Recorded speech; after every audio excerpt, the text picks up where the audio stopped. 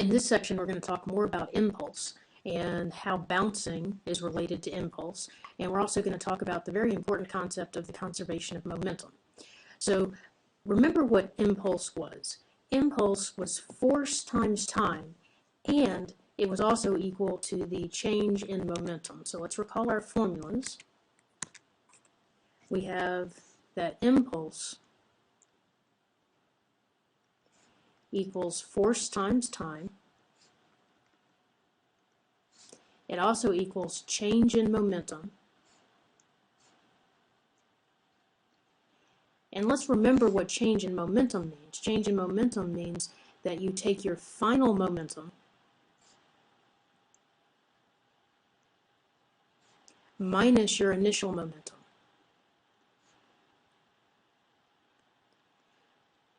So let's imagine something that just falls, hits the ground, and stops. Okay, so right before it hits the ground, its initial momentum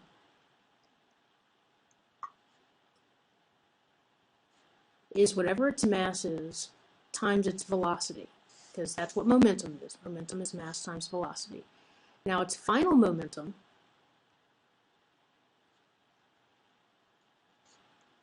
is going to be 0 because its velocity as it hits is 0. So it's m times 0, which is 0. So what's the change in momentum? Remember that little triangle, which is the delta, stands for change. The change in momentum is the final momentum minus the initial momentum, or in this case we're saying minus mv. Okay, well how is that different if our object comes down, hits, and then comes back up?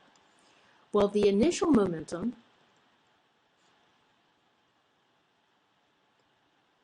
is still mv, but our final momentum,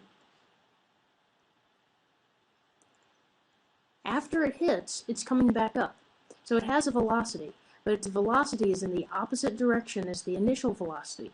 So if we're calling this velocity v, then this has velocity negative v. So our final momentum will be negative mv. So what's our change in momentum? It's our final momentum, which is minus mv, minus our initial momentum, which was mv, which is minus 2mv. So our change in momentum is twice as much when it bounces. And so that means our force is twice as much. And so the impulse is change in momentum, and so it's mv here, and it's 2mv here. And so when it bounces, you have twice the change in momentum. Okay, so here's our example. If you catch a falling flower pot from a shelf with your hands, you provide the impulse to reduce its momentum to 0. You catch it, it had a velocity, you're bringing the velocity to 0. If you throw the flower pot up again, you provide an additional impulse. So if you catch it and then you toss it back up, you're providing an additional impulse. So that's a double impulse. And that's what happens when something bounces. You have that change in momentum becomes 2 times the mass times the velocity. Okay, this is an example of using this concept to generate electricity. So you have this thing called a Pelton wheel, and it's designed to bounce water. So what happens here is that the water comes into one of these little buckets, and it hits, so it's the water comes in this direction. It hits that little divider, and then it curves around, and it comes back out on this side, going in the opposite direction. So it comes in this direction, goes out in this direction. And so the water then is bouncing, and when it's bouncing, you have twice that change in momentum, and the water wheel is able to capture use that impulse to capture the energy, the change in energy, and use that for various different things, including generating electricity. Okay, now we're going to talk about the law of conservation of momentum. This is important. It says, in the absence of an external force, the momentum of a system remains unchanged. So we're going to look at this cannon. There's no external force on the cannon. The cannon is firing the cannonball. When you start, the cannon and the cannonball are together. They're all together. There's no external force acting on the cannon. There's no one pushing it. There's nothing like that.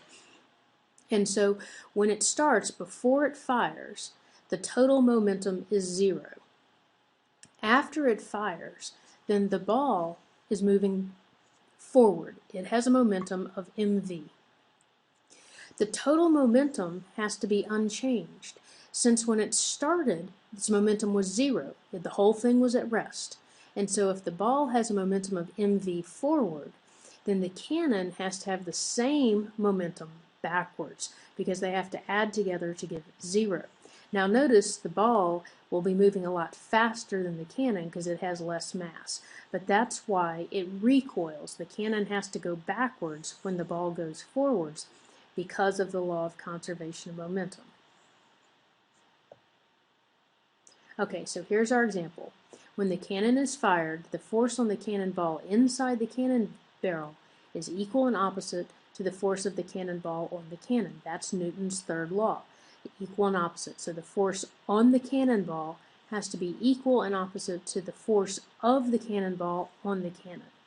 So the cannonball gains momentum in the forward direction, while the cannon gains an equal amount of momentum in the opposite direction, so the cannon recoils.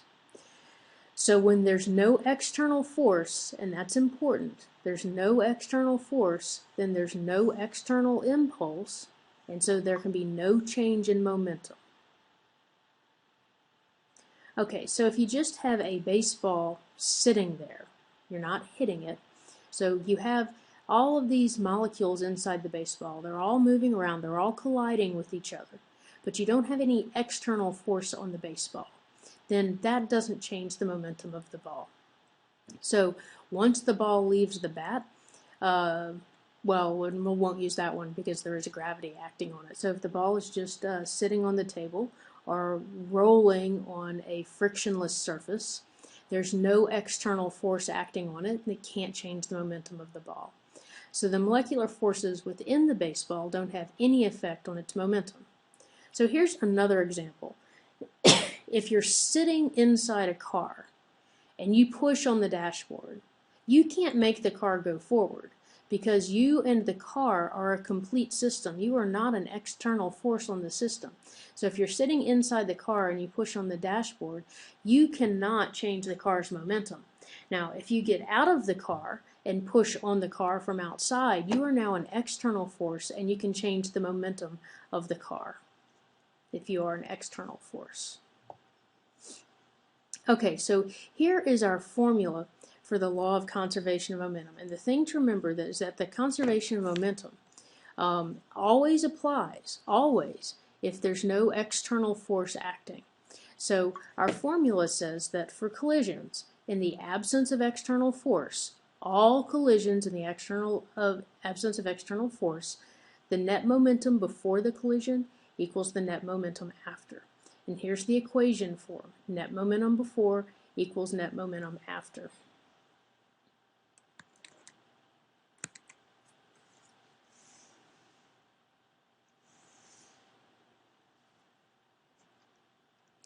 So our law of conservation of momentum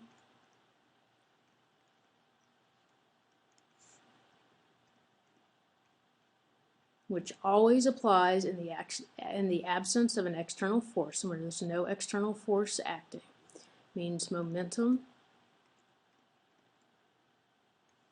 before equals momentum after, or initial mass times velocity has to equal final mass times velocity. So whatever momentum you have to start off with, that has to equal the momentum you end up with. And so if you increase your mass, then you're going to have to decrease your velocity because the momentum has to be the same. If you increase your velocity, then somehow or another you decrease your mass. We'll look at some examples. Usually we're talking about two objects together. So we have two objects together. Let's look at an example here.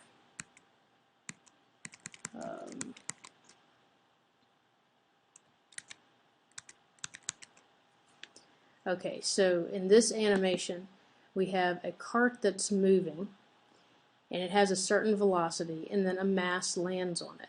And once that mass lands on it, it now has a greater mass, and since it has a greater mass, in order for the momentum to stay the same, then its velocity has to go down.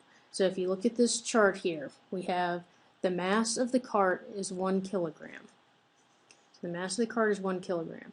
When it starts, it has a velocity of 20 centimeters per second. And then it has, since momentum is mass times velocity, it will have, I'm sorry, I guess when it starts it has a velocity of 60 meters per second. And so the total momentum is 60 kilograms centimeters per second, because momentum is mass times velocity. That's just the cart. Now if you look at the brick has a mass of 2 kilograms. When you start, it has a velocity of 0. And so when it has a velocity of 0, it has a momentum of 0. But then once it lands on this, it then has a momentum.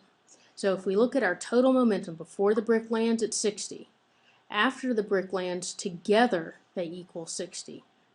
So cart goes fast, you add mass, cart goes slower.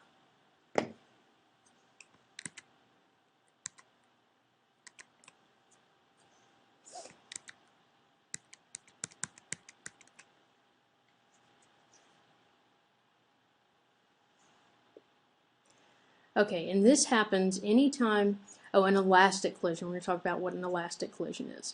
An elastic collision occurs when colliding objects rebound without lasting deformation or any generation of heat. Okay, so we have this example here. This ball is going this way. It collides with this one. And then this one goes off with the same mass, with the same velocity as the original one had. That's an elastic collision. We have another example here where these two are coming at each other. When these two come at each other and collide, then they both go off in opposite directions. Here we have a ball with a greater velocity hitting one with a lesser velocity. After they collide, then the momentum from this one is transferred to this one, and this one has a greater velocity. The only time you're really going to see elastic collisions are the examples like with pool balls. So if you have a cue ball and that hits another ball somewhere else, the cue ball will transfer its momentum to the other ball and it'll go off in that direction. So that's this example here. So that'd be the cue ball from a pool table hitting a stationary ball, and then the stationary ball goes off. If you have, and these are elastic collisions only, so elastic collisions happen when you're not losing any energy. The other example, two coming straight together, will go off in opposite directions. Or one moving very fast, hitting one moving very slow, then the slow one will start moving fast. That happens when you have an elastic collision. An inelastic collision is when two objects collide and you do have some heat. And if it's completely inelastic, they then stick together and move together. So let's take a look and see conservation of momentum in action here. We have two railroad cars, and they're identical. They have the same mass. So at the beginning, we have one railroad car moving at 10 meters per second. Then it collides inelastically, and now we have twice the mass. Since we have twice the mass, we have to have half the velocity because of conservation of momentum. Okay, so in this example, we had a single car moving at 10 meters per second collides with another car of the same mass, m, at rest. The conservation of momentum says the momentum before had to equal the momentum after. Before, we had a mass of m and a velocity of 10. Afterwards, we had a mass of 2m. So what was our new velocity? If the mass doubled, then the velocity had to be in half. Let's look at that another way.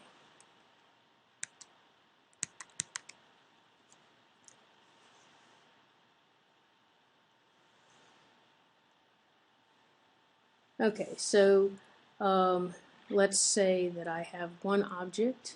It'll be the same sort of problem.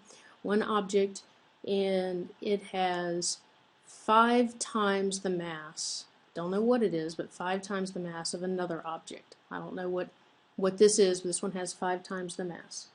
And it's moving at 2 meters per second in this direction. and then they collide, and they stick together, and they move off. And I would like to know what is the new velocity.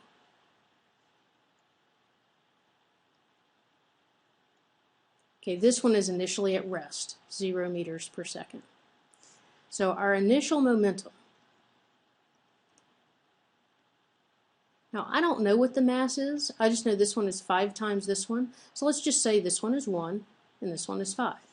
So my initial momentum is mass times velocity, which is 5 times 2, which is 10. My final momentum is also my mass times velocity, but my new mass now is 6 because they stuck together. So it's 6. Now I don't know the velocity, so I'll just write 6v. 6v equals 10. Divide both sides by 6. I get v equals 5/3.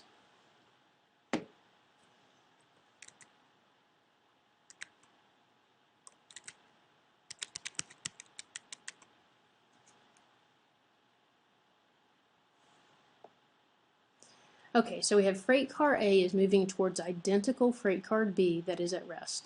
When they collide, both freight cars couple together. Compared with the initial speed of freight car A, the speed of the coupled freight cars is the same, half, twice, or none of the above. So they're identical, they come together and stick together, then the speed at the end has to be half. Because after the collision, the mass of the moving freight cars is doubled. So if the mass doubles, then the speed has to be half. Okay, you also can have more complicated collisions. This is when things are moving in more than one dimension. And so here we have car A is moving with this momentum. Car B has this momentum. And so if you look at what the combined momentum is of A and B and use our parallelogram rule, you put this is momentum A, this is momentum B, then the combined momentum looks like this. Now the momentum before has to equal the momentum after, and so after the collision, then these two cars are going to go off in this direction. So here's another example, a firecracker exploding. So when the firecracker explodes, notice it's falling down, and then you have a piece going off in this direction and a piece going off in this direction. Originally, the momentum was straight down. And so the sum of the momenta of these two pieces has to be straight down. So if you draw your parallelogram right here and you add together those vectors, then that's what you get for the final momentum. Okay, so now let's take a look at a few problems.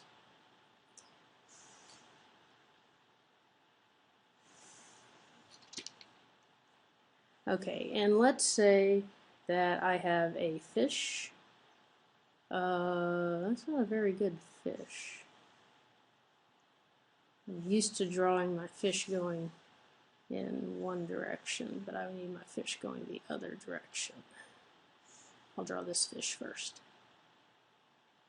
Okay, so I've got a fish here, and now I have a bigger fish here. Okay, and this fish has 5 times the mass of this fish. This fish is moving at 2 meters per second. This fish is moving at 3 meters per second. In this direction, this fish moving at 2 meters per second in this direction. I want to know after this fish eats this fish, what's the final velocity? Okay, so let's look at our initial momentum. Initial momentum. Remember, momentum is mass times velocity. So for this fish, my mass times velocity, we'll just say it's 5 times the mass of this one, so let's just say it has mass 5, and this one has mass 1. So its initial momentum will be 10. Now the initial momentum of this one will be 1 times 3, but it's in the opposite direction, so we have to make it minus. So 10 minus 3 is 7. So that's our initial momentum. Now, after this fish eats this fish, Our new mass is 7, so our mass will be 7. What we don't know is the velocity. But we do know that it has to have the same momentum as before lunch. So we know that 7 has to equal, because that was its initial momentum, has to equal its mass times its velocity. I'm sorry, its mass here has to be 6, because it had original mass 5 here and mass 1 here. So it had a total mass of 6. So, and its initial momentum was 7, and so its final momentum has to be 7. So 7 equals the mass, which is 6, times the velocity. So the velocity equals 7/6. So let's go over that again. So step by step. So you start off. We have one fish with 5 times the mass of another fish.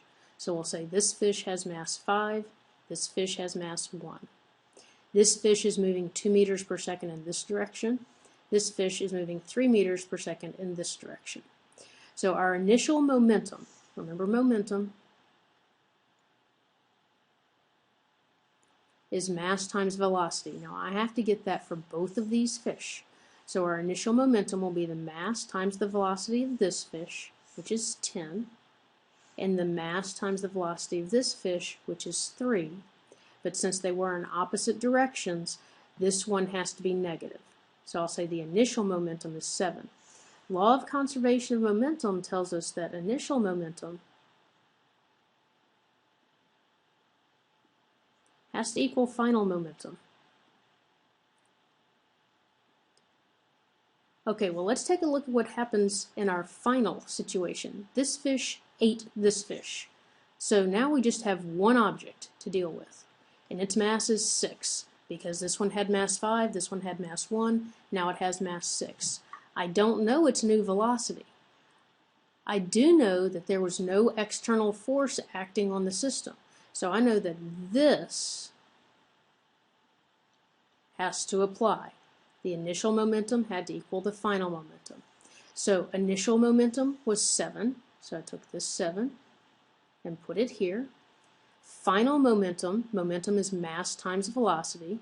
I don't know velocity, I do know mass, so I put 6 in for the mass, so I know 7 has to equal 6 times v, divide both sides by 6, and I get velocity equals 7/6.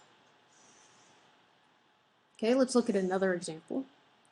Let's say I have a blob of clay, and it has mass 5, I don't know what's, let's say 5 grams, and it's moving at a speed of 2 meters per second. And it hits another blob, let's say it has mass 3 grams, that is at rest. So that means its velocity is 0.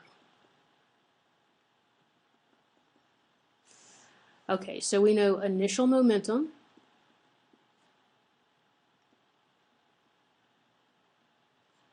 equals final momentum. In this example, our initial momentum is just going to be the momentum of this blob, because this one has velocity 0. So mass times velocity of this one is 10 gram meters per second. The mass times velocity of this one is 0. This one has no momentum to start off with. Now they're going to stick together. We're going to have an inelastic collision where they stick together. So our initial momentum is just the momentum of this one. It's 10 grams meters per second. Now this one has momentum 0, so it doesn't affect the initial momentum. Now they're going to stick together. So when they come back and stick together, our final momentum will be mass times velocity. We have 10 gram meters per second. When they stick together, they will have mass 8 grams. We don't know the velocity. We'll find that. So if I divide both sides by 8 grams, I get that my final velocity is 10 over 8, or 5/4 meters per second.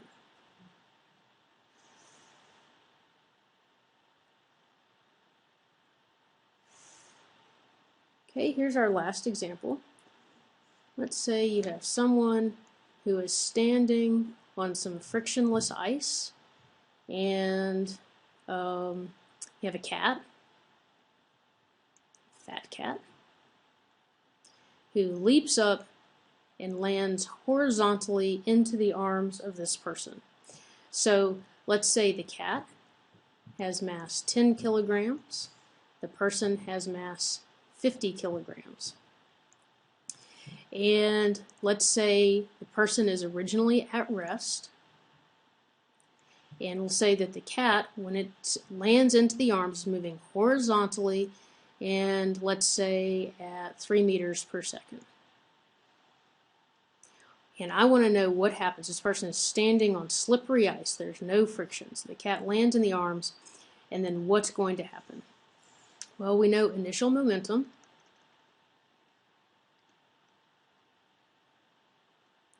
has to equal final momentum.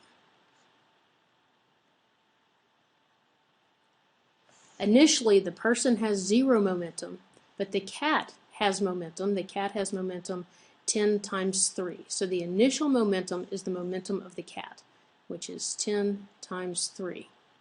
And that initial momentum also has to equal the final momentum. So 30 equals the final momentum, or 30 equals, now let's think about the final momentum, that'll be mass times velocity. Do we know the final mass? Well, yes, because the person will be holding the cat, so that'll be 60 times v. Divide both sides by 60, and you get the final velocity is 1/2 meter per second, so they'll slide along the ice with that.